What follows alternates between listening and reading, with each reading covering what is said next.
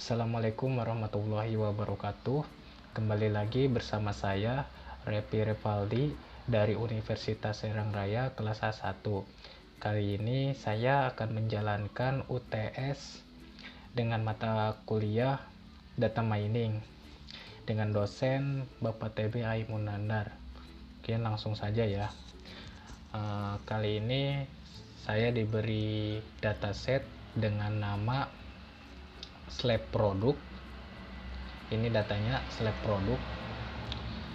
Nah, di sini jumlah datanya itu terdiri dari 10.000 data, yang dimana terdiri dari 10 kolom dan 10 variabel, yang dimana terdiri dari A cell day, A produk, prod B, prod C, prod D, prod E, prod dan F. Nah, langsung saja kita masuk ke langkah-langkah tugas yang diberikan. Nah, di sini kita run dulu. Nah, langsung saja ke pertanyaan nomor 2. Nah, di sini kita disuruh lakukanlah pemanggilan data menggunakan perintah read CSV, lalu simpan ke dalam variabel data dengan data penjualan AL. Baiklah, kita tuliskan data penjualan ini sebagai variabel, di mana datanya itu dalam bentuk CSV. Nah, kita ambil data CSV yang sudah kita upload. Ini saya buat datanya di sini, data UTS. Nah, ini slab produk yang tadi saya sebutkan, kita copy saja, terus kita kopikan di sini, kita running. Nah, ini data slab produknya ini sudah tampil, yang terdiri dari cell day, prod A, prod B, prod C, prod D, prod E, prod F, dan prod G, total cell dan performance cell. Nah, langkah selanjutnya itu kita suruh memanggil perintah str dari data penjualan. Kita copy saja di sini data penjualannya. Oke, run. Nah, di sini memberikan keterangan bahwa data dari slab produk itu terdiri dari 10.000 dan 10 variabel. Lanjut ke pertanyaan yang selanjutnya, yang B. Di sini kita disuruh membuat variabel data baru dengan nama DT penjualan. Kemudian ambil data dari penjualan AL variabel sebagai berikut: cell day, prod A, prod B, dan sampai dengan prod G dan performance cell.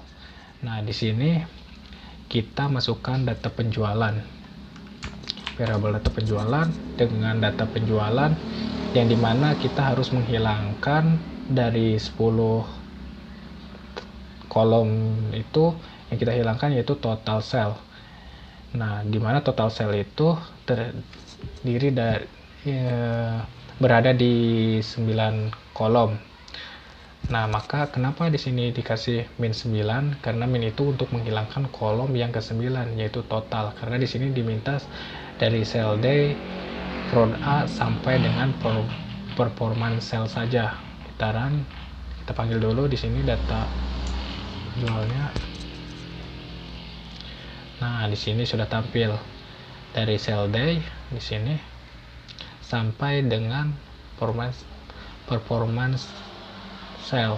Di sini data total cellnya hilang karena kita hilangkan dengan min 9. Baik, selanjutnya ke pertanyaan selanjutnya itu, di sini kita disuruh membuat visualisasi data dengan menggunakan density by class dari DT penjualan dengan kriteria tertentu.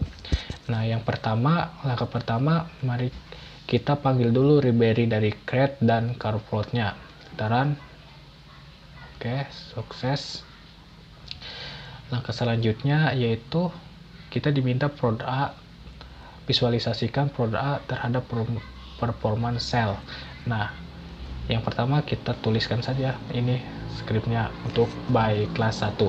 Nah, dimana vol X ini dengan data penjualan 2 itu berada di tabel yang ini. Kenapa 2? Karena prod A itu berada di tabel 2. Kita perlu data ke performance cell. Performance cell ini berada di ke 9 tabel. Kita hitung di sini 1, 2, 3, 4, 5, 6, 7, 8, 9. 2 ke 9. Berarti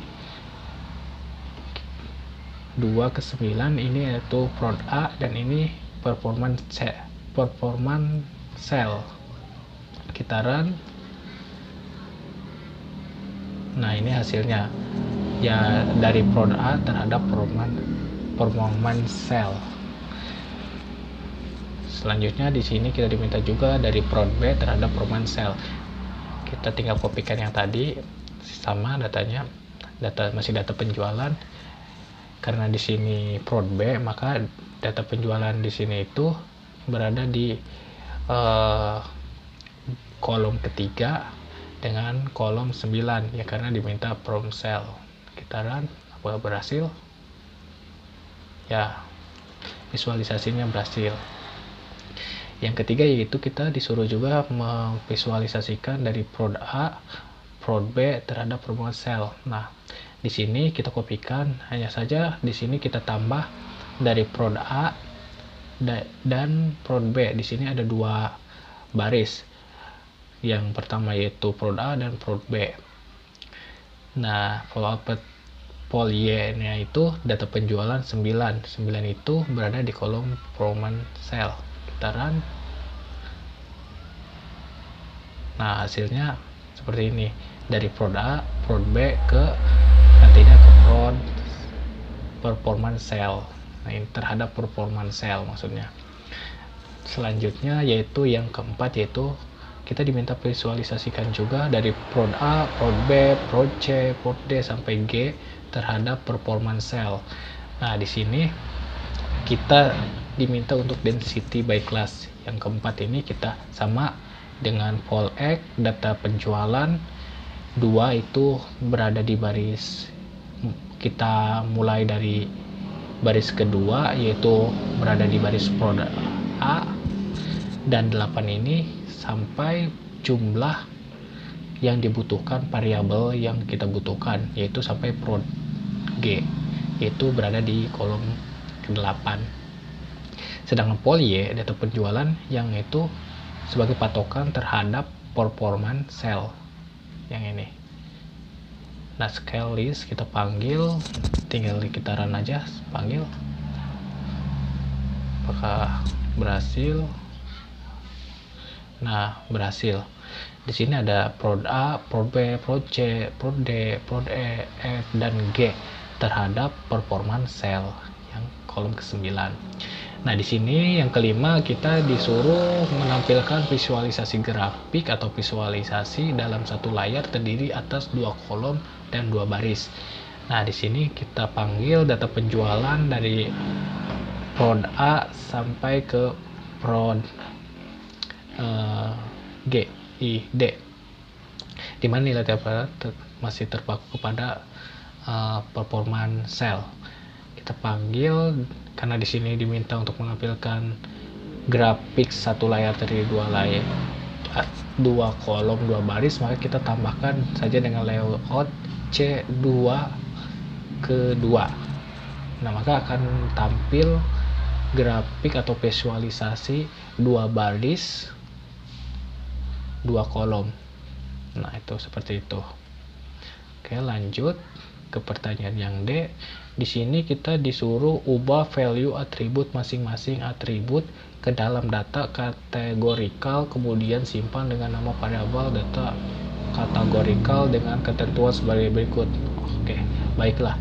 Dimana di sini prod A, jika penjualan lebih dari 300 maka value atribut tinggi, kurang dari 300 value atribut rendah, sampai dari prod A sampai ke prod G.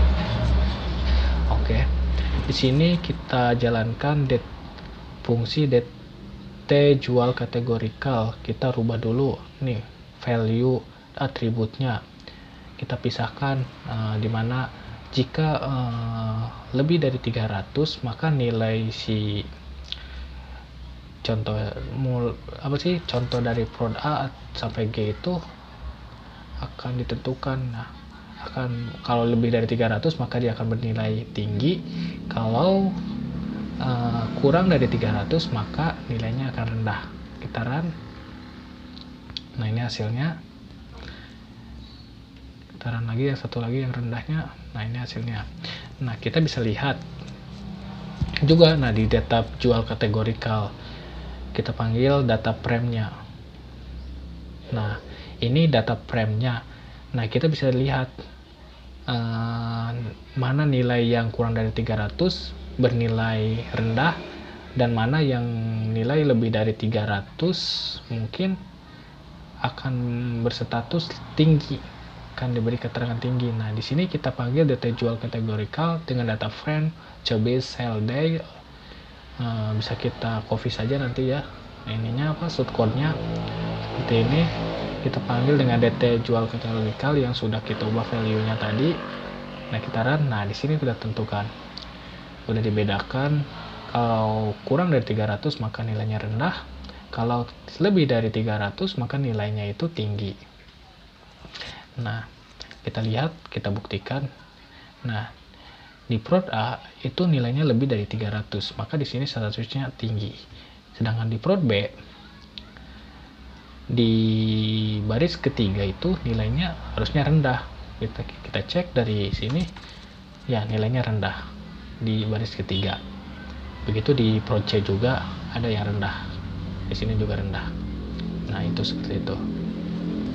Oke, mungkin udah paham ya. Kita lanjut ke langkah selanjutnya, yaitu kita disuruh melakukan klasifikasi data. Nah, kita udah masuk ke Navi bias ya, dengan ketentuan sebagai berikut.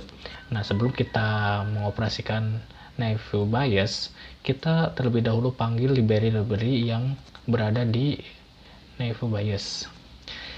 Nah, ini sudah kita run.